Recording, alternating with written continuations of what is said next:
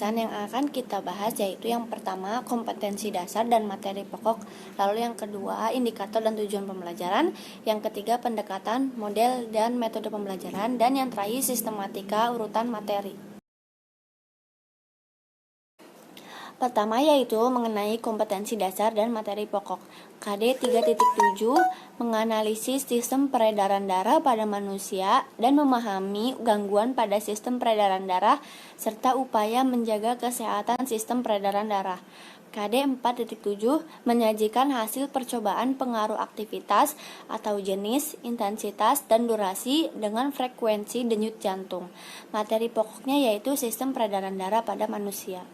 Indikator dan tujuan pembelajaran. Yang pertama indikator, memahami organ peredaran darah, memahami jenis peredaran darah, menganalisis sistem peredaran darah pada manusia, memahami berbagai penyakit pada sistem peredaran darah, dan yang terakhir menyajikan hasil percobaan pengaruh aktivitas atau jenis, intensitas, atau durasi dengan frekuensi denyut jantung. Lalu tujuan pembelajaran yaitu peserta didik diharapkan dapat memahami organ peredaran darah, memahami jenis peredaran darah, menganalisis sistem peredaran darah pada manusia, memahami berbagai penyakit pada sistem peredaran darah, dan menyajikan hasil percobaan pengaruh aktivitas atau jenis, intensitas, dan durasi dengan frekuensi denyut jantung. Selanjutnya yaitu mengenai pendekatan, model, dan metode pembelajaran. Pendekatan pembelajaran menggunakan pendekatan saintifik. Model pembelajaran yaitu menggunakan model pembelajaran discovery learning. Dan yang terakhir metode pembelajaran menggunakan model pembelajaran diskusi dan eksperimen. Selanjutnya yaitu sistematika urutan materi. Yang pertama yaitu materi darah, lalu yang kedua materi jantung dan pembuluh darah, ketiga materi gangguan dan kelainan pada sistem peredaran darah dan upaya untuk mencegah serta menanggulanginya, dan yang terakhir ulangan harian. Materi yang pertama yaitu mengenai darah. Darah adalah jaringan ikat yang berwujud cair dan tersusun atas dua komponen utama yaitu plasma dan elemen seluler. Darah berfungsi untuk mengangkut nutrisi, oksigen, hormon, dan senyawa kimia lain ke seluruh tubuh, mengangkut karbon dioksida dan sisa metabolisme keluar tubuh, serta menjaga tubuh dari serangan penyakit. Fungsi darah yaitu untuk menjadi pengangkut bahan zat makanan, oksigen, sisa-sisa metabolisme, dan hormon di dalam badan manusia.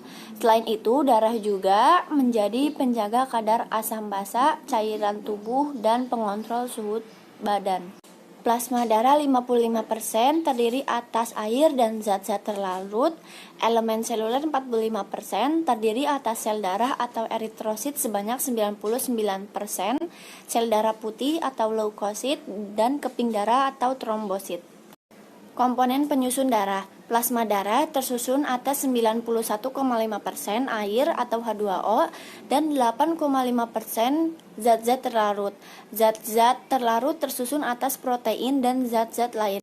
Protein tersebut yaitu albumin, fibrinogen, dan globulin yang disebut sebagai protein plasma.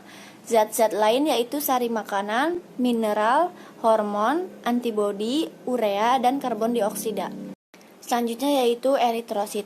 Eritrosit berbentuk bulat pipih dengan bagian tengah cekung atau bikonkav, tidak memiliki inti sel, dan berwarna merah yang disebabkan adanya hemoglobin atau Hb. Hemoglobin adalah protein yang mengandung zat besi. Eritrosit paling banyak terdapat dalam darah. 1 atau sekitar 1 tetes darah mengandung 4-5 juta eritrosit. Di dalam paru-paru, hemoglobin dari eritrosit mampu mengikat oksigen hingga membentuk oksihemoglobin. Ketika eritrosit dalam jaringan tubuh, daya ikat hemoglobin terhadap oksigen berkurang, sehingga oksigen lepas dari hemoglobin dan menuju sel-sel tubuh. Selanjutnya, hemoglobin berikatan dengan karbon dioksida membentuk karbaminohemoglobin. Eritrosit dibentuk di dalam sumsum merah tulang, namun selama dalam kandungan, eritrosit dibentuk di hati dan limfa. Eritrosit berumur 100-120 hari. Eritrosit yang tua akan dihancurkan oleh sel mikrofag dalam hati dan limfa. Di dalam hati, hemoglobin dirombak menjadi bilirubin atau pigmen empedu. Presentasi selanjutnya akan dijelaskan oleh saya, Giovanni Apriliana Kusnadi, yaitu tentang leukosit. Leukosit sendiri memiliki bentuk yang tidak tetap atau bersifat amoeboid, serta memiliki inti sel. Nah, pada setiap satu keping darah mengandung 5.000 sampai 10.000 leukosit. Fungsi utama dari leukosit sendiri yaitu untuk melawan kuman atau bibit penyakit yang masuk ke dalam tubuh. Apabila terjadi peningkatan leukosit, kemungkinan akan terjadi infeksi di dalam tubuh. Selanjutnya itu berdasarkan ada tidaknya butir-butir kasar atau granula dalam sitoplasma leukosit ini, leukosit sendiri dibedakan menjadi dua, yaitu granulosit dan agranulosit. Granulosit sendiri terdiri dari eosinofil, basofil, dan neutrofil. Sedangkan agranulosit terdiri dari limfosit dan monosit. Kemudian berikut karakteristik dari jenis-jenis leukosit. Yang pertama itu ada trombosit yang memiliki bentuk yang beragam, yaitu bulat, oval, atau memanjang. Trombosit sendiri tidak memiliki inti dan memiliki granula. Jumlah trombosit pada orang dewasa yaitu sekitar 200.000 sampai 500.000 per selnya. Umur trombosit sendiri itu sekitar 5 sampai 9 hari. Trombosit sendiri sangat berhubungan dengan proses mengeringnya luka, sehingga trombosit juga disebut sebagai sel pembekuan darah. Ketika tubuh kita terluka, trombosit akan pecah karena bersentuhan langsung dengan permukaan pembuluh darah yang terluka tersebut. Di dalam trombosit ini mengandung enzim trombokinase atau tromboplastin. Tromboplastin sendiri akan mengubah protombin atau calon trombin menjadi trombin dengan adanya ion kalsium dan vitamin K dalam darah. Nah, trombin ini akan mengubah fibrinogen atau protein darah itu menjadi benang-benang fibrin. Kemudian benang-benang fibrin ini akan menjaring sel-sel darah sehingga luka akan tertutup dan darah tidak akan keluar lagi. Nah, selanjutnya saya akan menjelaskan tentang jantung. Jantung sendiri merupakan organ yang terdiri dari kumpulan otot yang berfungsi untuk memompa darah, sehingga darah dapat mengalir dari jantung ke paru-paru dan ke seluruh tubuh. Jantung ini terdiri atas serambi atau atrium kiri dan serambi kanan yang terletak di bagian atas jantung, kemudian terdiri atas bilik atau ventricle kiri dan bilik kanan yang terletak di bagian bawah jantung. Penjelasan lanjutan tentang jantung. Darah dari seluruh tubuh akan masuk ke serambi kanan, sehingga di serambi kanan itu akan mengandung CO2. Kemudian darah melewati katup tricuspidalis akan menuju bilik kanan. Katup tricuspidalis ini akan berfungsi agar darah tidak kembali lagi ke serambi kanan. Dalam bilik kanan ini darah dipompa melewati arteri pulmonalis menuju ke paru-paru agar CO2 ini lepas dan darah akan mengikat O2. Kemudian darah dari paru-paru akan mengalir melalui vena pulmonalis menuju serambi kiri, sehingga dalam serambi kiri ini akan mengandung darah yang mengandung akan O2. Darah dari serambi kiri akan turun melewati katup bicuspidalis menuju ke bilik kiri, dan bilik kiri akan memompa darah ke seluruh tubuh melalui pembuluh aorta. Nah, di dinding pada bilik kiri ini akan lebih tebal daripada bilik kanan karena bilik kiri harus bekerja ekstra untuk memompa darah ke seluruh tubuh. Kemudian akan kembali lagi ke jantung.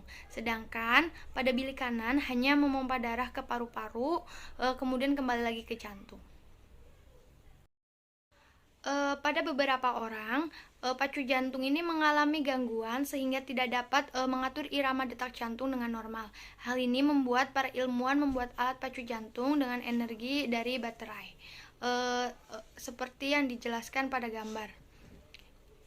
Pada bagian A itu terdapat letak nodus sinoatrial, dan bagian B itu ada alat pacu jantung yang diletakkan pada tubuh, dan bagian C itu merupakan alat pacu jantung.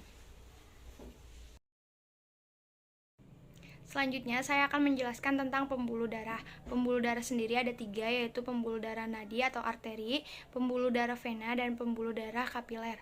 Nah, arteri sendiri merupakan pembuluh darah yang mengalirkan darah dari keluar jantung Sedangkan vena merupakan pembuluh darah yang mengalirkan darah untuk masuk ke jantung. Arteri sendiri berisi darah yang mengandung oksigen, kecuali pada arteri pulmonalis. Kemudian pada vena berisi darah yang mengandung karbon dioksida, kecuali pada vena pulmonalis. Pada ujung arteri dan vena ini bercabang-cabang menjadi pembuluh-pembuluh kecil yang disebut dengan pembuluh kapiler. Nah, di sini terdapat bagan yaitu tentang perbedaan arteri dan vena. Pada arteri ini letaknya jauh dari permukaan kulit, sedangkan pada vena letaknya dekat dengan permukaan kulit. Yang kedua itu arah alirannya, yaitu pada arteri memiliki arah aliran yang menuju ke jantung, sedangkan pada vena itu arah alirannya dari jantung. Kemudian perbedaan selanjutnya yaitu dinding ketebalan dindingnya. Pada arteri ini memiliki dinding yang tebal, kuat, dan elastis, sedangkan pada vena dindingnya ini lebih tipis dan kurang elastis. Selanjutnya yaitu pada arteri terdapat katup di sepanjang pembuluh, sedangkan pada vena itu hanya ada satu katup. Dan perbedaan yang terakhir yaitu pada arteri ini bila terputus darah akan memancar dan berbuih, sedangkan pada vena bila terputus darah akan mengalir dan meleleh. Baik, saya akan menjelaskan tentang sistem peredaran besar atau sistemik. Peredaran darah besar atau sistemik ini dimulai dari bagian anatomi jantung, yang tepatnya pada bagian aorta menuju ke bagian tubuh lainnya, baik pada bagian tubuh atas maupun pada bagian tubuh manusia pada bagian bawah. Peredaran darah ini terjadi melewati pembuluh darah arteri yang akan mengalirkan darah yang akan kaya akan unsur oksigen dan kemudian akan menyebarkannya menuju ke semua organ tubuh manusia. Maka dari itu peredaran darah yang satu ini disebut dengan peredaran darah besar, dengan urutannya yaitu dari jantung ke seluruh tubuh kemudian akan kembali ke jantung. Sekian presentasi dari saya. Wassalamualaikum warahmatullahi wabarakatuh. Baik, selanjutnya yaitu sistem peredaran darah kecil atau pulmonal. Peredaran darah kecil ini merupakan peredaran pada manusia yang berisikan muatan darah kotor. Lalu diangkut oleh arteri pulmonalis mulai dari serambi bagian kanan ke organ paru-paru. Pada fungsi paru-paru inilah akan terjadi kegiatan seperti pembersihan yang pada akhirnya darah bersih ini akan dibawa keluar dari paru-paru melalui vena pulmonalis dan menuju ke jantung, tepatnya pada bagian bilik kiri. Siklus peredaran darah kecil pulmonal yaitu dimulai dari jantung ke paru-paru dan kembali lagi ke jantung. Sistem peredaran darah manusia. Peredaran darah manusia merupakan peredaran darah tertutup karena darah selalu beredar di dalam pembuluh darah. Setiap beredar, darah melewati jantung 2 kali sehingga disebut peredaran darah ganda. Peredaran darah ganda ada 2, yaitu peredaran darah kecil dan peredaran darah besar. Selanjutnya yaitu sistem peredaran darah manusia. Frekuensi denyut jantung adalah banyaknya denyut jantung tiap menit. Frekuensi denyut jantung dipengaruhi oleh 5 faktor, yaitu aktivitas tubuh, jenis kelamin, suhu tubuh, umur, dan komposisi ion. Aktivitas tubuh, seseorang yang melakukan banyak aktivitas memerlukan glukosa dan energi yang banyak pula. Selanjutnya yaitu jenis kelamin. Perempuan memiliki denyut jantung lebih tinggi daripada laki-laki. Dalam kondisi normal, denyut jantung perempuan sekitar 72-80 denyutan per menit. Sedangkan denyut jantung laki-laki sekitar 64-72 per menit. Kemudian suhu tubuh. Semakin tinggi suhu tubuh, maka semakin cepat frekuensi denyut jantung. Kemudian umur. Pada janin, denyut jantung sekitar 140-160 denyutan per menit. Komposisi ion. Jantung berdenyut secara normal dipengaruhi oleh komposisi ion yang seimbang di dalamnya. Selanjutnya yaitu penyakit pada sistem peredaran darah. Jantung koroner merupakan salah satu penyebab utama kematian di negara maju maupun berkembang. Kemudian, arteri koronaria adalah pembuluh darah yang menyuplai nutrisi dan oksigen ke otot-otot jantung. Penyakit selanjutnya yaitu angina. Angina merupakan penyakit pada sistem peredaran darah yang ditandai dengan berat dan berulang ketidaknyamanan pada dada dan nyeri. Kemudian kolesterol tinggi. Kolesterol tinggi biasanya disebabkan oleh gaya hidup kurang sehat dan pola makan yang tidak sehat. Selanjutnya yaitu tekanan darah tinggi. Tekanan darah tinggi atau hipertensi merupakan penyakit pada sistem pembuluh darah yang diakibatkan tekanan darah yang mengalir melalui pembuluh darah terlalu tinggi. Selanjutnya yaitu stroke. Stroke dapat terjadi ketika salah satu pembuluh darah yang mengarah ke otak tersumbat oleh gumpalan darah atau bahkan pecah. Kemudian penyakit arteri perifer. Penyakit arteri perifer mengacu pada penyempitan arteri yang mengarah ke kaki, perut, lengan, dan kepala. Selanjutnya yaitu trombolifena atau FTA. Trombolifena yaitu gumpalan darah yang tersangkut di pembuluh darah dan menghalangi aliran darah. Kemudian aneurisma aorta. Aneurisma aorta merupakan penyakit pada sistem peredaran darah yang mempengaruhi arteri dalam tubuh. Indikator selanjutnya yaitu 4.7.1 menyajikan hasil percobaan pengaruh aktivitas atau jenis intensitas atau durasi dengan frekuensi denyut jantung. Tujuan dari percobaan ini yaitu untuk mempelajari cara menghitung denyut nadi diri sendiri. Alat dari percobaan ini yaitu stopwatch. Langkah kerja dari percobaan ini yaitu yang pertama, siswa menempatkan 4 jari tangan kanan yaitu jari manis, jari tengah, jari telunjuk, dan jari kelingking pada bagian bawah pergelangan tangan kiri.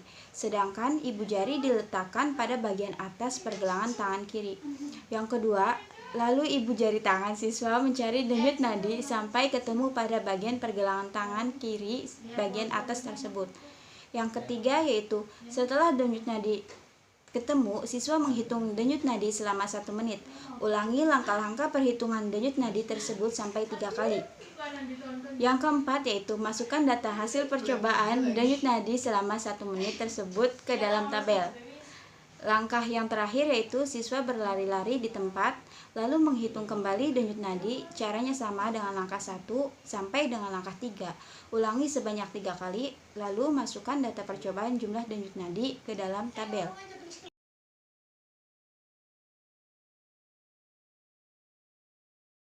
Sekian presentasi dari kelompok kami, kurang lebihnya mohon maaf. Wassalamualaikum warahmatullahi wabarakatuh.